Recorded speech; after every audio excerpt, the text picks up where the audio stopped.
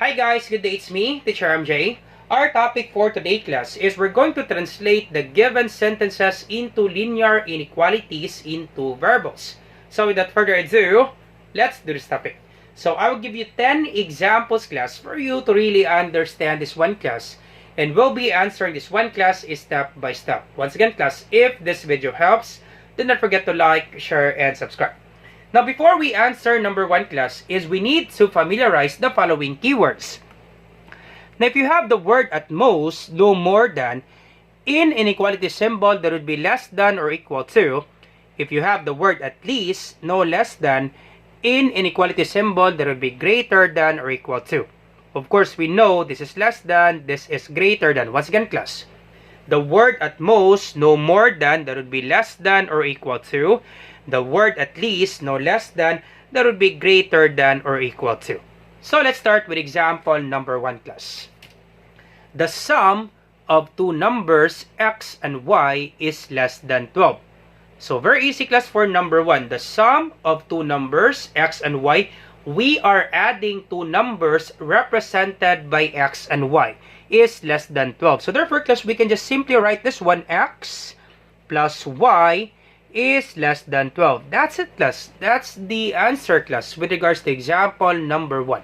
We are adding two numbers represented by x and y. So therefore x plus y is less than 12. That's it class. All set with regards to example number 1. So let's proceed now to example number 2. For example number 2 class, quite tricky. For example number 2. Sarah went to a bookstore to buy 5 notebooks and 3 pad papers. She spent at least 250 pesos. So we have this word at least. Once again, in inequality symbol, if you have the word at least, that would be greater than or equal to. Now, with regards to number 2 class, Sarah went to a bookstore to buy 5 notebooks. We know Sarah buy 5 notebooks, but the problem class, we don't know what is the exact price of each notebook. Once again class, we don't know what is the price of each notebook. And Sarah buy also 3 pad papers, but once again, the problem, we don't know what is the price of 1 pad paper. Therefore class, we let x be the price of 1 notebook.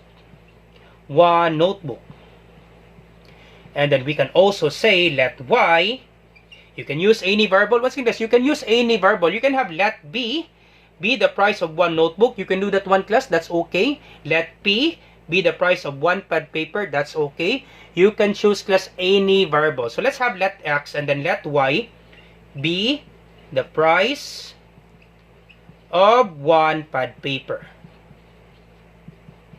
Once again class, we know that Sarah buy 5 notebooks. We know that Sarah buy 3 pad papers, right? But once again, the problem, we don't know what is the price of each notebook. We don't know what is the price of each pad paper. So that's why we say let x be the price of 1 notebook, let y be the price of 1 pad paper. And then we can make our inequality. We can write this one 5x. Okay, we can write 5x.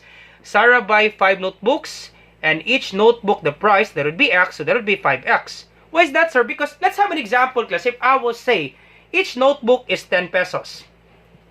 Let's say class, Sarah bought 5 notebooks and each notebook, the price, that would be 10 pesos. If x is equals to 10, how will you write the equation class? Of course, you just simply multiply 5 and x, right? Because if Sarah buys 5 notebooks and each notebook, that would be 10 pesos, how much did Sarah spend class? That's correct, that would be 50 pesos, right? You just simply multiply 5 and 10.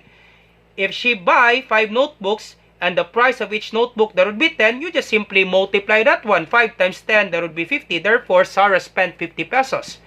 If the price, that would be 10.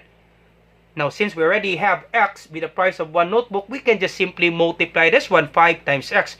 That's why, class, we have 5x. And then she also buy 3 pad papers, so that would be plus 3, and then the value or the price of each 1 pad paper, that would be y. So we can write 3y.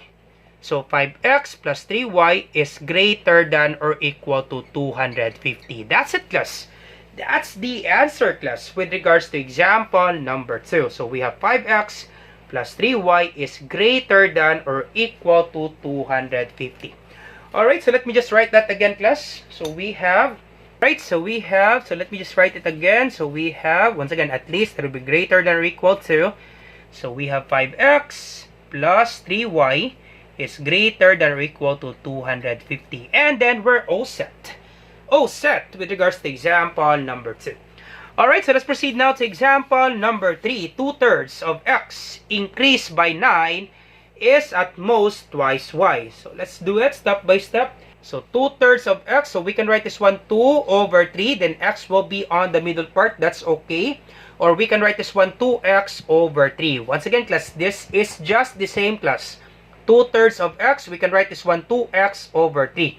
This x value, class, it could be on the top or it could be on the middle part. It should not be on the bottom, class, because if you will write this one 2/3x, you will commit mistake, class. This is wrong, class. It should be 2/3, then x will be on the middle part, or we can write this one 2x/3. This is just the same, class. It's up to you, class, which do you prefer. So let's have this one, x will be on the middle part. 2/3 of x increased by, of course, there will be plus sign. So increased by, there will be plus sign, and then 9 is at most, once again, if you have the word at most, that would be less than or equal to. Once again, class, the word at most, that would be less than or equal to.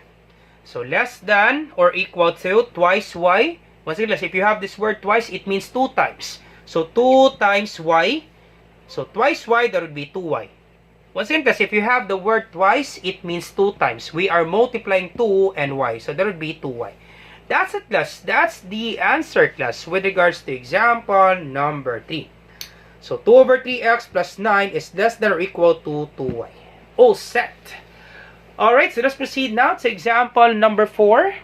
Alright, so let's proceed now to example number 4. A jeepney and a bus have maximum capacity of 75 passengers. How would you write this one, class, in inequality? Now, we have this word maximum. Of course, we know it should not be greater than 75 because we have this word maximum.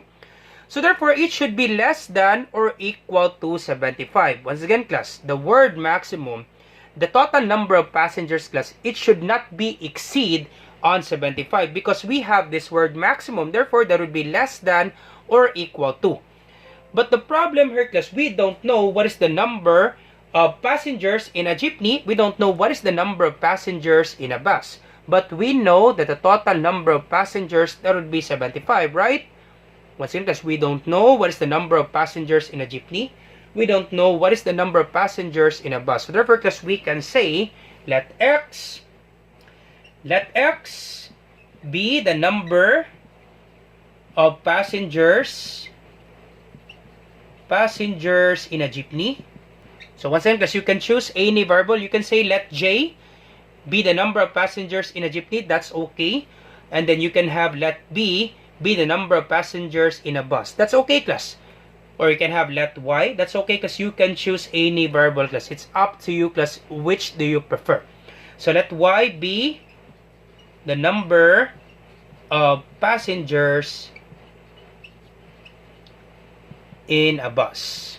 Alright, so therefore, class, we can write our inequality. We can say x, the number of passengers in a jeepney, plus the number of passengers in a bus represented by y is less than or equal to 75. That's it, class. All set.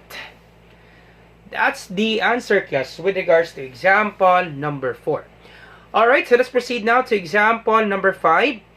Twice the number of female students is at least the number of male students diminished by 4. So once again, we don't know what is the number of female students. We can say let x be the number of female students. That's okay, class. Or we can say let f be the number of female students.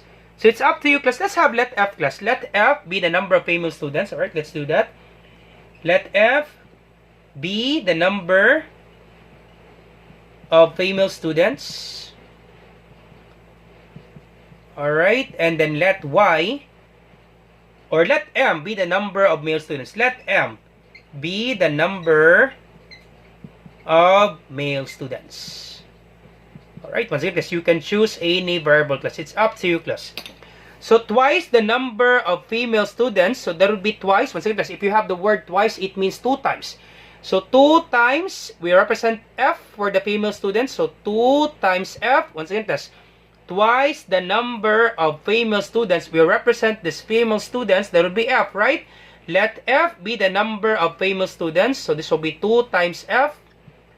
Alright, so 2 times F, that would be 2F. So 2F is at least, once again, if you have the word at least, that would be greater than or equal to. And then we have the number of male students. Once again, let M be the number of male students. So that would be M.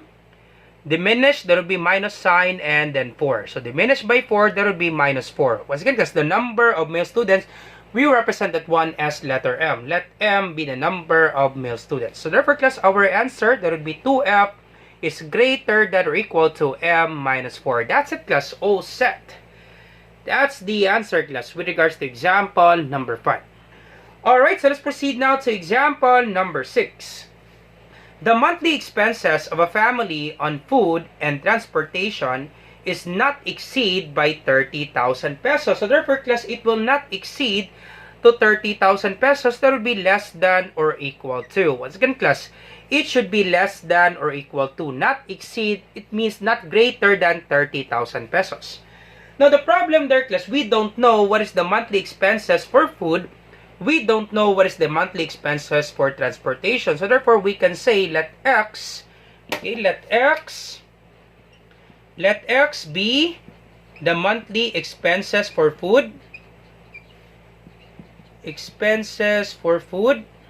Alright, so for food. Alright, and then let Y, once again, because you can choose any variable. You can have X. So you can have F, you can have T, that's okay.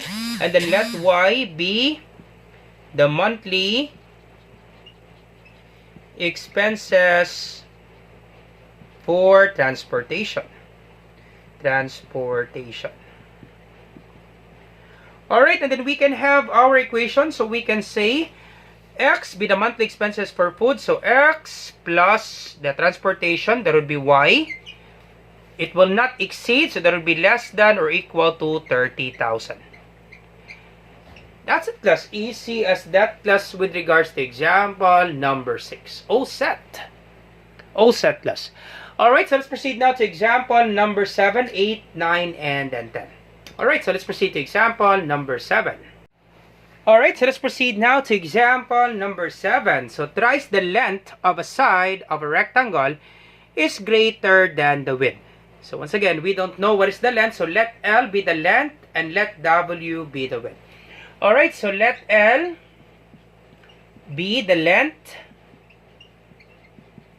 and let W be the width. Alright, so thrice the length of a side of a rectangle. Now, if you have the word thrice, it means 3 times. So 3 times the length, and we let L be the length. So 3 times L. So 3 times L, that would be 3L. So 3 times the length, or that would be 3L. So 3 times the length, that would be 3L. So thrice the length of a side of a rectangle is greater than, so that would be greater than the width. So once again, the width, that would be W. We let W be the width. So 3L is greater than W. That's it, class. Very easy, right? For example number 7. All set with regards to example number 7. Now, how about you try this one, class? Example number 8, number 9, and then number 10. And then you put your answer, class, on the comment section down below. Let me check, class, if you really understand our topic. Once again, class, I hope you learned something new today. If you like this video, do not forget to like, share, and subscribe. You share it to your friends and to your classmates so that we can help more students. Once again, this is Teacher MJ. Have a great day, class. Goodbye for now. Bye-bye.